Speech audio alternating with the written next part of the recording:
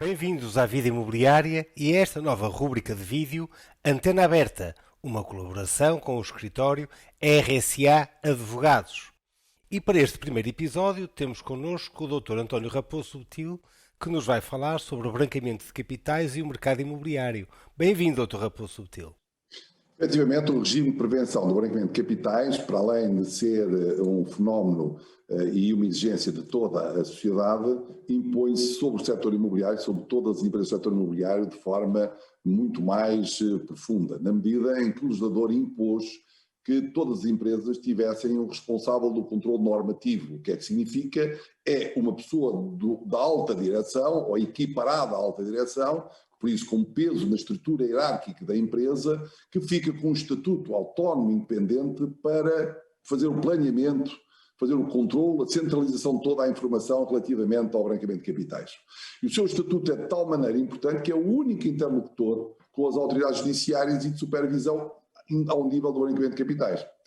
Tem um dever de comunicação de todas as operações suspeitas, mas não é de comunicação por SMS, é uma comunicação suportada num pequeno inquérito que terá que realizar com os factos, com os intervenientes nessa operação, de modo a que a autoridade judiciária possa, a partir desse pequeno inquérito, tomar as diligências que entenda necessárias para controlar, para combater, para sancionar o eventual branqueamento de capitais que tenha ocorrido dessa operação.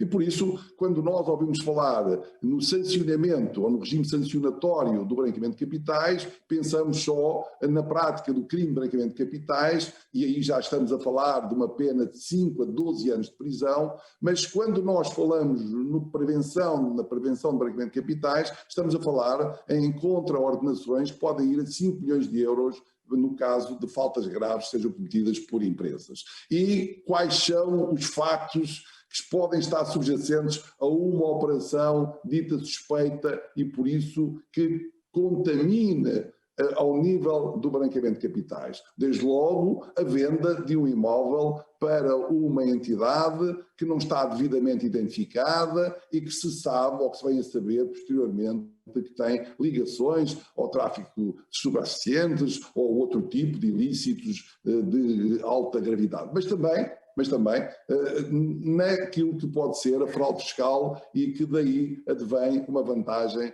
financeira para um terceiro que nunca a teria se não tivesse ocorrido aquela operação. Por isso, nós hoje temos que alterar, temos que alertar e depois as entidades têm que alterar a sua estrutura orgânica de modo a contemplar este responsável do cumprimento normativo. Não é só ter um contabilista, ter um advogado, ter um diretor financeiro, também tem que ter o responsável do controle normativo, que pode ser um advogado, pode ser uma empresa, um escritório de advogados que com a empresa estabeleça uma avença para esse efeito, mas tem que estar identificado e tem que ser responsável perante todos, inclusive, e o mais importante, perante os restantes titulares de outros órgãos da empresa na qual ele está nomeado. Dr. Raposo Subtil, uma questão que é, na boa-fé das partes, se um promotor imobiliário está a fazer uma venda a um terceiro, como é que ele pode saber se a contraparte, enfim, digamos de alguma forma, é suspeita de qualquer ilícito? Ou seja, se for um particular ou uma sociedade registada em Portugal e que esteja devidamente, enfim, que não levante nenhuma suspeita, não haverá nenhum problema. Se, por exemplo, não se conhecer o beneficiário efetivo ou se for uma empresa offshore, pode levantar essa suspeita? Como é que, em termos práticos, um promotor imobiliário pode estar a cumprir a lei sem estar a considerar cada cliente um potencial criminoso? Efetivamente, o regime de prevenção do branqueamento de capitais é uma novidade no sentido da nossa aceitação dessa responsabilidade, mas que não é suscetível de ser afastada. O que é que eu quero dizer com isto? Que, efetivamente, cada um de nós, nas responsabilidades profissionais que tem que procurar saber a identidade, a proveniência e se com aquele ato se pode ou não estar a viabilizar que se transfira riqueza de um lado para o outro sem o reconhecimento legal, fiscal e de ilícito. Se ocorrer, tem que ser rejeitado. efetivamente existe em cada um de nós a necessidade de avaliação prévia de atos, sobretudo os atos que o setor imobiliário comporta com frequência, compras e vendas, arrendamentos, enfim, promoções imobiliárias, financiamentos, tudo isso. Mas no caso do responsável de controle normativo, a lei diz que ele tem que comunicar operações suspeitas, o que significa operações que ele suspeite ou deve suspeitar de que alguma coisa poderá levar ao branqueamento de capitais. Significa isto que ele tem que saber quem é o beneficiário efetivo, qual é a origem dos fundos, se aquela operação é uma operação normal, comum, ou tem alguma coisa estranha, e se tiver, e se ele identificar ou dever identificar, ele tem que comunicar à autoridade judiciária, para que depois ela possa tomar uma ação, como evitando a transferência do dinheiro, apreendendo o valor que está em causa na transação, o que seja. E esta é a grande novidade. A grande novidade é que estamos aqui perante um fenómeno que, sendo uma obrigação de todos, tem um responsável interno nas empresas para assumir essa função.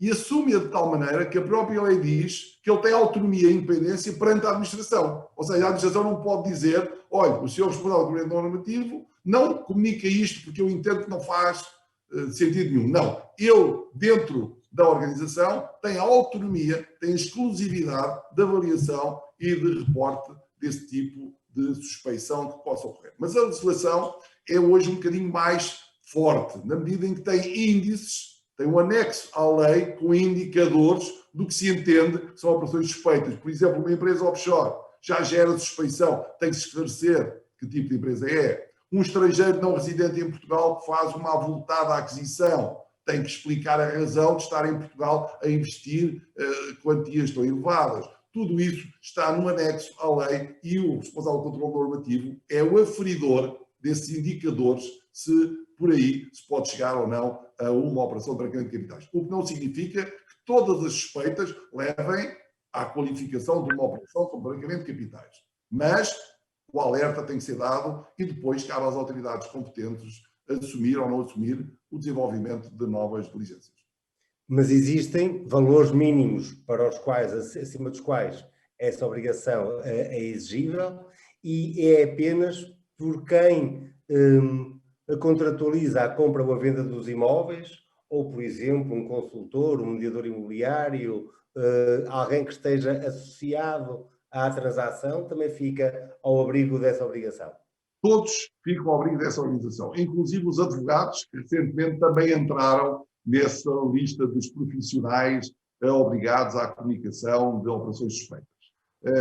No passado, os advogados ficavam um bocadinho ali à margem por causa do sigilo profissional, mas o legislador disse não, também têm que o fazer e comunicam ao bastonário respectivo se a operação for suspeita. O mesmo acontece com o mediador, o mesmo acontece com o vendedor, todos têm essa responsabilidade. Sendo que, em alguns casos, como é evidente, recai mais sobre aquele que faz o pagamento, aquele que viabiliza a transferência de fundos ou aquele que, deixando que os fundos entrem no sistema normal, depois perca o rastro e a proveniência desses fundos. Naturalmente que o grande objetivo é evitar a prática de ilícitos, só que hoje os ilícitos não são como no início do catálogo, que era o terrorismo, que era a droga, não, hoje já vem a fraude fiscal. E por isso, quando nós tratamos também de crimes de natureza fiscal, sabemos que pode ser no ambiente doméstico que essas práticas ocorrem. E não tem nenhum valor. A lei diz que é independentemente do valor. A única questão do valor que é relevante é para efeitos de pagamento em dinheiro. Aí sim, o pagamento em dinheiro, acima de um determinado valor, é uma operação de branqueamento de capitais, ponto. No caso de transações, podemos estar a falar de uma garagem por 10 mil euros e não é por isso que está dispensado o dever de comunicação se entender que a operação é suspeita, nomeadamente que a pessoa não se identificou, não sabe a origem dos fundos, ou que é uma pessoa que está em Portugal sem saber porquê, tem o seu nome numa notícia na internet e, como tal, parece que está ligado a um grupo A, B ou C. Tudo isso tem que ser avaliado. Naturalmente, se a soma for baixa, as diligências para apurar esses fenómenos são menores. Como todo agente, as autoridades judiciais compreenderão isso. Naturalmente que à medida que o valor aumenta, as diligências têm que aumentar. Doutor Raposo Subtil, muito obrigada por estes esclarecimentos sobre o branqueamento de capitais. Seguiremos nas próximas semanas com a antena aberta, com a RSA. Fiquem connosco. Muito obrigado. Muito obrigado.